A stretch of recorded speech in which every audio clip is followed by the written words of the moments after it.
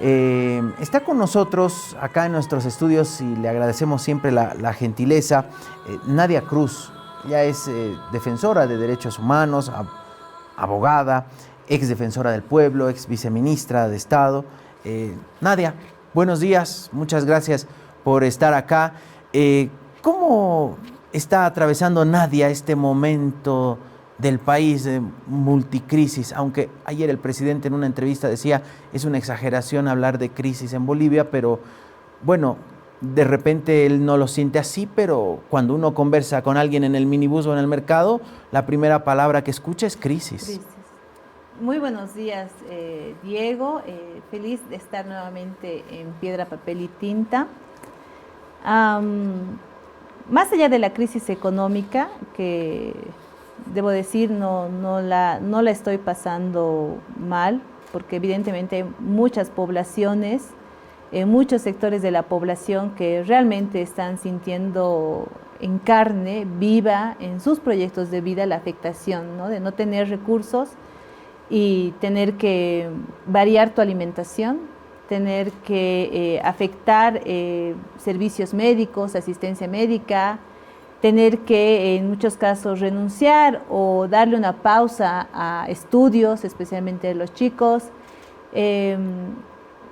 Debo decir que en ese marco puedo sentirme bendecida y afortunada, pero sí preocupada, ¿no? Porque lo que ha declarado ayer el presidente, que la verdad no he tenido ni siquiera las ganas de terminar de ver toda la entrevista, habla de un sector de la población, no sé cuál, porque tampoco me representa, pero no atiende a todas las poblaciones y al sufrimiento de mucha gente en este momento.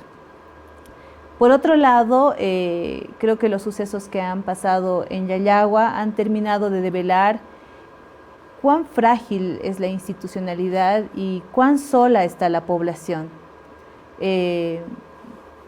Después de una intervención ilegal que han tenido conjunta entre policías y militares, ver la reacción de la gente entre la diferencia en reacción de muertes de policías respecto de muertes civiles, no encontrar una sola institución, una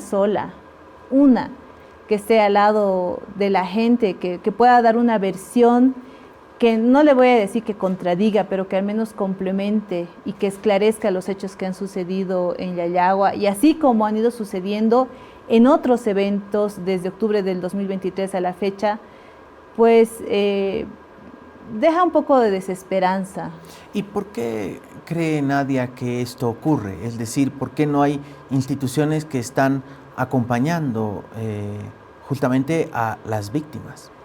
Porque en los últimos años, no es algo que solo haya pasado en los últimos años, la desinstitucionalización, la irrupción de órganos de poder respecto de otros órganos de poder y respecto de instituciones, cada vez es más grosero.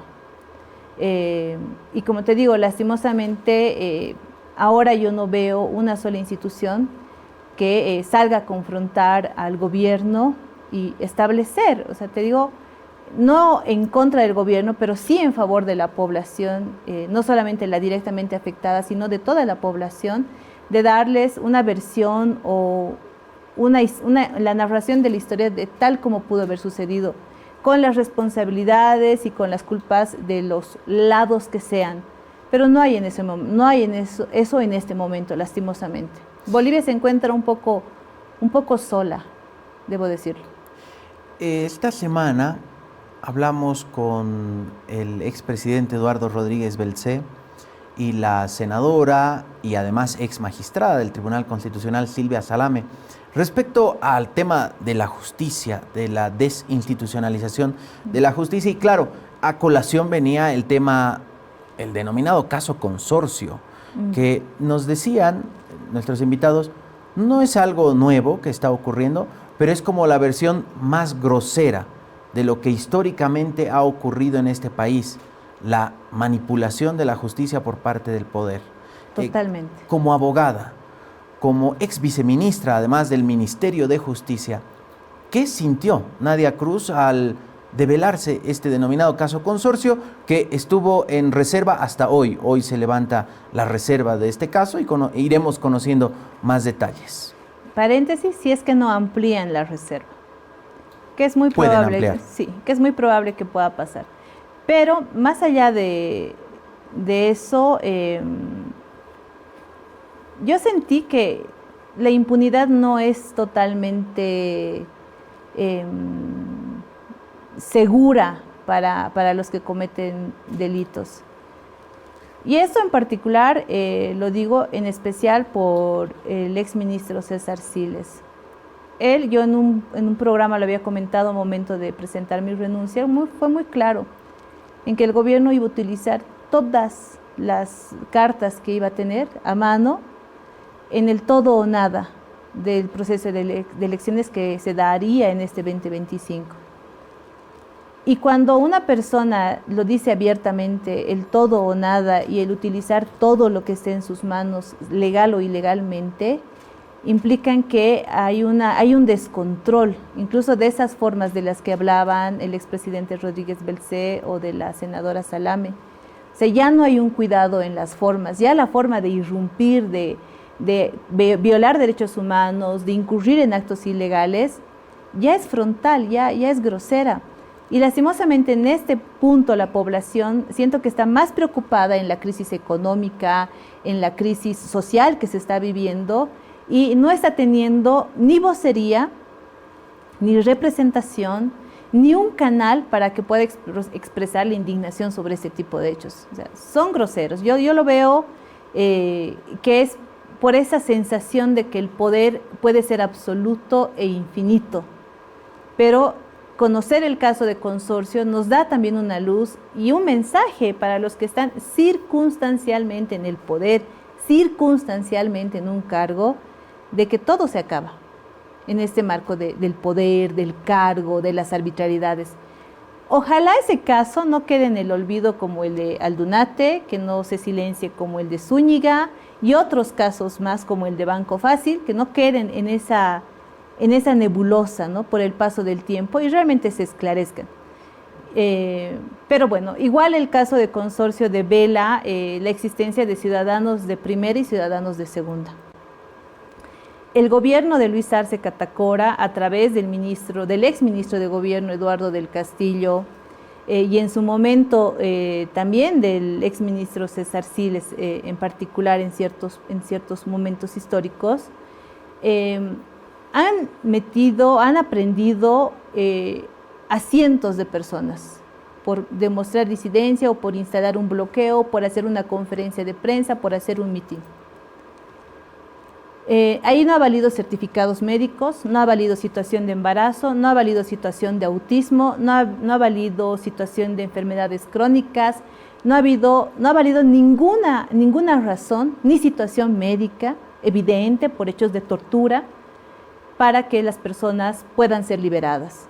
En cambio, el exministro de Justicia ni siquiera pisa un centro de privación de libertad, se va directamente a una clínica privada. Y eso te demuestra que si tú tienes plata, si has tenido poder, tienes la posibilidad de eludir incluso esas arbitrariedades en el caso de los manifestantes y en relación a exautoridades. Y eso es duro, porque tradicionalmente siempre se ha visto a las cárceles como depósitos de gente pobre, de gente que no tiene poder. Y el caso Consorcio y la forma en cómo están eludiendo detenciones preventivas es una muestra de aquello. A propósito de las detenciones preventivas, hay posturas que vienen desde diferentes organismos internacionales respecto a que esto que es una excepción prácticamente se ha convertido en una regla en el sistema judicial boliviano. Hay calificaciones que ponen la mira en el sistema penal de nuestro país, en cómo se está aplicando, en el ranking estamos muy mal a nivel mundial, pero además usted, Nadia, ha venido haciendo un seguimiento a las aprehensiones justamente de personas que se manifestaban. Sí. Y ha habido vulneración de derechos humanos, pero además ha habido otras situaciones aún más graves. Mucho más graves. Entre octubre del 2023 y el 21 de enero del 2025, el gobierno ha ejecutado 269 aprehensiones contra 265 personas, porque en algunos casos sufrieron doble aprehensión en diferentes momentos. 48 mujeres, 217 varones. En el primer episodio que se ha logrado identificar como un hecho de violencia sexual ha ocurrido en mayo del 2024, el 3 de mayo del 2024. Se han realizado aprehensiones contra 3 personas, 2 mujeres y un varón, en la ciudad del Alto, en cercanías a lo que se denominó el Congreso del MAS Arcista, y que se tenía a 6.000 personas en ese citado evento contra un grupo de 10 a 15 personas haciendo una conferencia de prensa.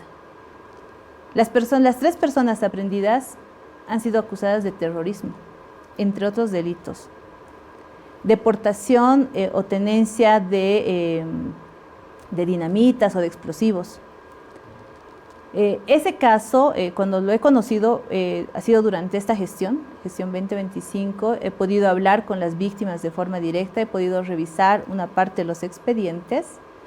Ellas han señalado desde un inicio a personeros del Instituto de Investigaciones Forenses, de acuerdo a lo que ellas señalan, a personeros del Ministerio Público y otras personas, incluida la Defensoría del Pueblo y otras organizaciones de sociedad civil, de que al momento de su aprehensión en la ciudad del Alto, al ser conducidas a oficinas de tránsito en el Alto, lo que se consideraban las oficinas las quemadas, fueron separadas estas 3 personas, y las 2 mujeres, por el relato que han dado, fueron víctimas de violación por parte de efectivos policiales. O sea, policías las violaron sexualmente. Sí. 2 razones. La primera es porque identificaron los policías que ellas estaban grabando a civiles que estaban dentro de su conferencia de prensa y que aparentemente eran policías encubiertos, disfrazados, camuflados en el lugar, porque además habían logrado filmar e identificar los rostros de esos agentes y del momento en que se realizaba la aprehensión contra uno de los dirigentes principales. Entonces, una razón fue una represalia ante lo que ellas habían hecho de grabar y de documentar ese hecho. Y el segundo, que lo dicen textualmente en sus testimonios, es que se las acusaba de masistas y en particular de evistas. Esas 2 razones han sido como los móviles o lo que los policías manifestaban al momento de ejecutar los hechos de agresión sexual. En este caso, estas mujeres además han sido privadas de libertad por un tiempo bastante largo. Lograron salir pese a que aún continúan con un proceso desproporcional en su contra, pero tuvieron el valor de presentar una denuncia formal al Ministerio Público por esos hechos de violación. En ese proceso no se ha hecho absolutamente nada para poder esclarecer esos hechos. Y en esta gestión, antes de mayo de la presente gestión, se ha rechazado el caso, sin haber realizado ningún tipo de investigación. O sea, un año después de este hecho que ha sido denunciado, no se ha avanzado en nada y todo lo contrario, se ha archivado, se ha desestimado el caso. Se ha rechazado. Ellas tenían todavía la opción de presentar una representación, una apelación, pero es muy complejo, ¿sabes? Porque estás enfrentando, primero porque tu situación de mujer después de una agresión sexual, además de agredirte sexualmente, que te metan en la cárcel, o sea, les han bajado la moral. No hemos podido conversar. Lo que hemos visto con ellas es la posibilidad de llevar este caso ante el sistema interamericano. Todavía tenemos que ver al agotamiento de algunas vías internas dentro del país, pero creemos que hay muy pocas posibilidades de encontrar justicia dentro de Bolivia. Entonces habrá que buscar afuera, porque te reitero, en Bolivia realmente la gente está sola, no encuentra una institución que la pueda respaldar o apoyar. Ese es un caso. En ese sentido, la Asamblea Permanente de Derechos Humanos, la Defensoría del Pueblo, ¿serían las instancias llamadas a acompañar a las víctimas? Mínimamente acompañar. Ahora, dentro de la denuncia, que también la han hecho pública las compañeras, han señalado que personeros de la Asamblea de Derechos Humanos, no sé de qué facción, ellas sí las tienen bien identificadas, habrían acudido a los centros de privación de libertad, no solo a ellas, lo hemos identificado en otros testimonios, a otras personas, a persuadir a la gente para que se acoja a un procedimiento abreviado. Es decir, que asuman una responsabilidad, una culpa que no tenían. Ahí tú dices, la Asamblea, más que actuar en favor de estas víctimas, lo que estaba haciendo era hacer un juego para armar los casos en contra de los manifestantes. Ellos aclararán en su momento, al final son sociedad civil. En el caso de la Defensoría del Pueblo, en este caso en particular, han señalado que sí es de conocimiento, tanto desde las condiciones de la aprehensión, las condiciones de la detención y como el hecho de violencia sexual. Desconozco cuál es el rol. No entendería si solamente han hecho un acompañamiento, porque aquí estamos hablando de graves violaciones a los derechos humanos perpetradas por servidores públicos, en este caso policías. Y además de todos los servidores dentro del sistema de justicia que en su momento no dieron curso a una denuncia o la callaron o la silenciaron. Pero te reitero, desconozco qué más es lo que habrían hecho. Aquí quien debió responder ante ella sí es el sistema de justicia, pero como te digo, su respuesta a un año de ese hecho fue rechazarles el caso. ¿Qué otro tipo de vulneraciones hubo en medio de estas más de 200 aprehensiones? Ha habido otros 2 casos, igual de mujeres, que no llegaron a ejecutar la violación, la agresión sexual, pero sí a momento de aprehenderlas, las golpearon, las amenazaron con amenazas de violación, de violencia sexual. Las desnudaron, las despojaron de una parte de la ropa con esas amenazas, exigiéndoles que revelen o develen nombres de dirigentes, que develen nombres de otras personas que pudieran estar dentro de las movilizaciones, entre otras situaciones. En el caso particular de una de ellas, los golpes de los que ella ha sido víctima han sido tan fuertes que después de dejarlas en un centro de privación de libertad, una de ellas, de acuerdo a un diagnóstico médico, se ha identificado que tenía fracturada la coxis. Esta mujer no puede ir a una clínica privada, no la dejan ir, ni siquiera a controles médicos. Esta mujer tiene que vivir con el dolor de tener la coxis fracturada porque no te puedes movilizar bien, no hay la forma de que te inyecten o te inmovilicen ese lugar específico, menos si estás privada de libertad. Esas mujeres, en particular la que tiene la fractura en la coxis, básicamente está sobreviviendo con calmantes que le están afectando la salud mental, el resto de su salud, porque evidentemente una cárcel no es un lugar o un espacio acertado ni adecuado para tener este tipo de personas. ¿Ella sigue detenida? Prefiero no dar esa información porque evidentemente la vida de las mujeres que todavía se encuentran en privación de libertad todavía corren peligro. O sea, todavía hay personas, claro, mujeres detenidas. Había el caso de una mujer que estaba embarazada, a la que no se le permitía el ingreso incluso de médicos al penal de Obrajes, si no estoy mal. No se le permitía el ingreso de médicos, no se le permitía incluso el ingreso de vitaminas o ácido fólico, por ejemplo, por parte del régimen penitenciario en su momento. Ella logró salir de la cárcel después de innumerables audiencias y innumerables denuncias de que se tenía una mujer embarazada en centros de privación de libertad.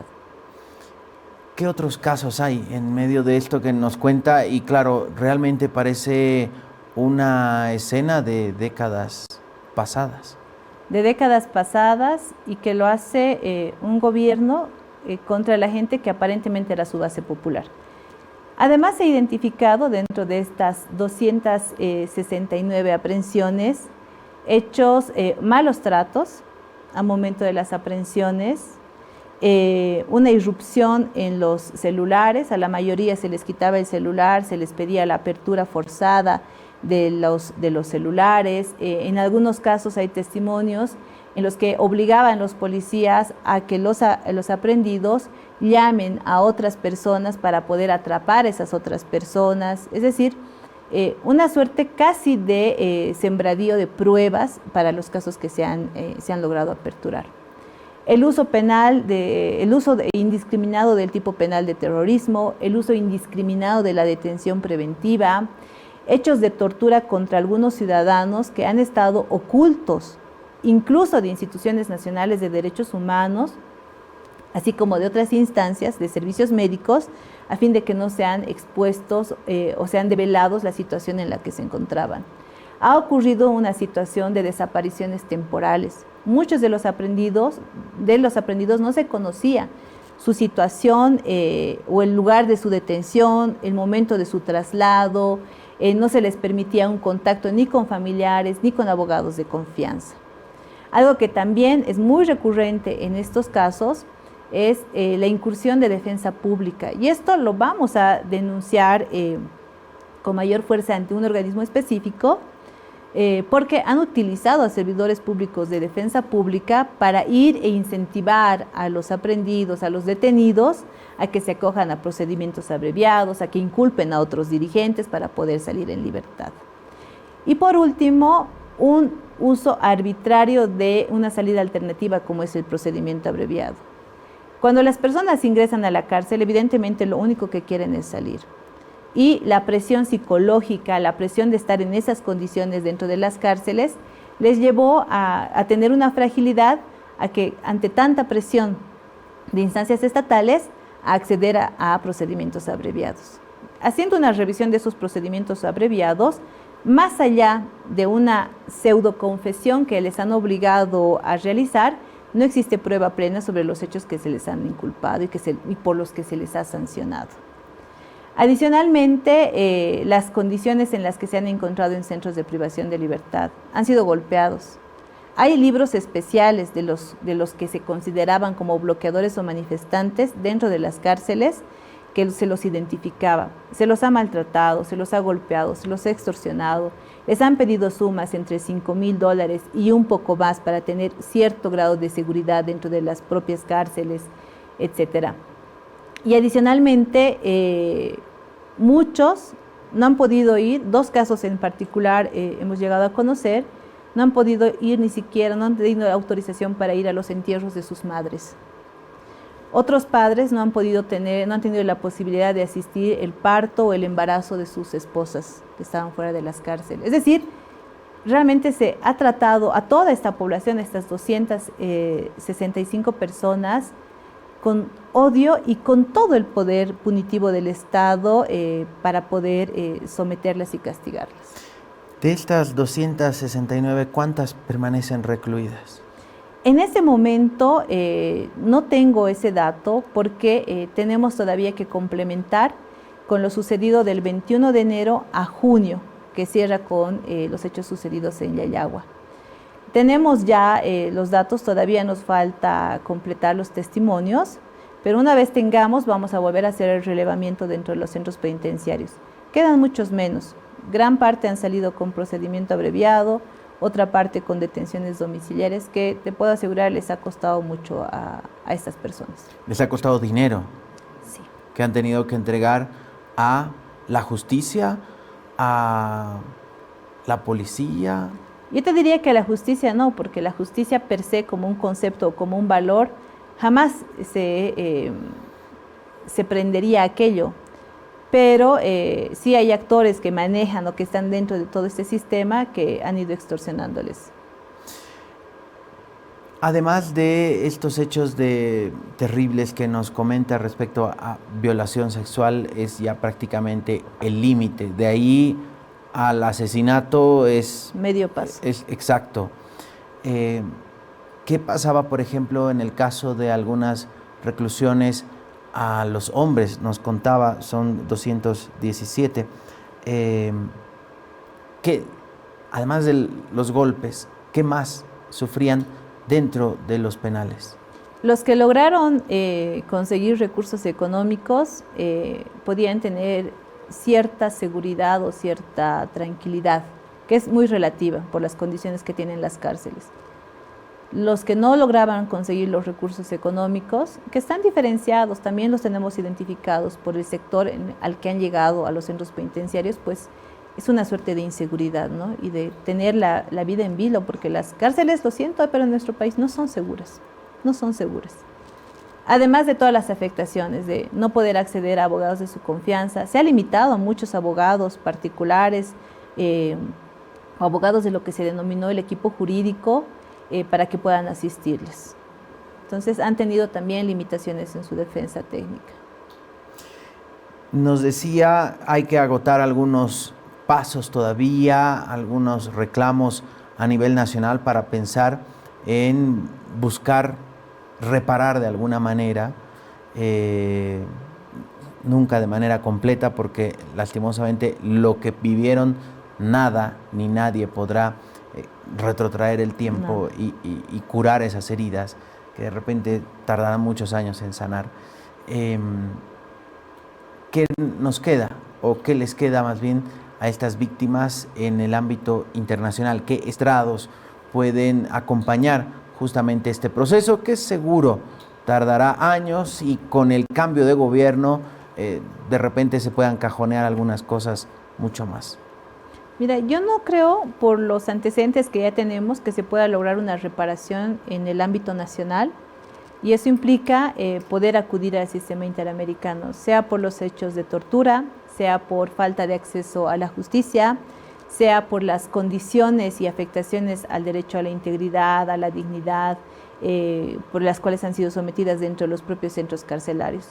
Esa es una vía, llevar al Estado en su momento, a todas las instituciones del Estado, las instituciones públicas que cometieron este tipo de violaciones a derechos humanos, así como a las que no hicieron su trabajo cuando debieron hacerlo, y también poder ver la posibilidad, si no logramos llegar al sistema interamericano, al menos instalarlo en un grupo de trabajo en el sistema de Naciones Unidas. Usted, Nadia, en algún momento decía esta doble vara con la que se midió, por ejemplo, la situación de las personas que perdieron la vida en Yayagua, respecto a estos otros detenidos, además de ese doble rasero de las instituciones, ¿cómo calificaría la cobertura de los medios de comunicación en estos hechos? Parcializado. Y mira, nosotros venimos de un proceso del 2019 donde la polarización y la falta de transparencia o acceso a información de lo que estaba sucediendo, de violaciones a derechos humanos, terminó de fragmentar o de socavar el tejido social en nuestro país. Pareciera que no se hubiese aprendido nada al respecto, y nuevamente la fuerza o el poder gubernamental instaló discursos, instaló narrativas con verdades a medias. Pero lo peor en este caso, a diferencia del 2019, es que no hay una versión que sea escuchada, ni por los medios, ni por una institución, para que realmente la población tenga claridad de lo que ha pasado, de lo que ha sucedido. Yo no tengo información completa, ni información total de lo que ha sucedido en Yayagua. Ese es un proceso que todavía está en curso, todavía lo estamos trabajando. Nuestro aporte será dar una versión que no solamente pretenda eludir responsabilidades, que no sea pues cariñosa o que le sirva a la autoridad de turno, sino que más allá de quien esté al frente, pues de alguna forma devele los errores, sí, de las instituciones estatales, que yo lo llamo violaciones a los derechos humanos, y también de las afectaciones que hubieron desde sociedad civil. Hay que decir las cosas tal y como fueron. Lastimosamente en ese momento el rol de los medios no ha ayudado, no ha coadyuvado, no ha servido para aquello. En muchos casos, al igual que el 2019, muchos medios hablaron desde sus propias valoraciones, desde sus subjetividades y desde sus propios prejuicios, lastimosamente. Nadia, queremos agradecerle este tiempo con nosotros, esta denuncia, este seguimiento que se ha hecho a estos casos de vulneración de derechos humanos. Las puertas de este medio de comunicación siempre abiertas para justamente hacer el seguimiento y escuchar esas otras campanas que usted menciona, son necesarias y son sanas para avanzar como sociedad, no quedarse con la versión oficial, sino buscar también a los otros protagonistas. Gracias, Nadia, por el trabajo, a usted, a todo su equipo, por este trabajo, este seguimiento que nos daba el dato hasta enero del 2025. Falta de enero a junio. Cuando tengan los resultados, nuevamente nosotros estaremos complacidos de hablar con usted. Gracias, Diego. Este trabajo ha sido en colectivo, han sido varias compañeras, todas mujeres, varias compañeras, que desde el espacio y desde el rol que podían asumir han aportado muchísimo para que podamos llegar ante una versión lo más acercada a los hechos que realmente han ido sucediendo desde octubre del 2023, en este caso será hasta junio del 2025.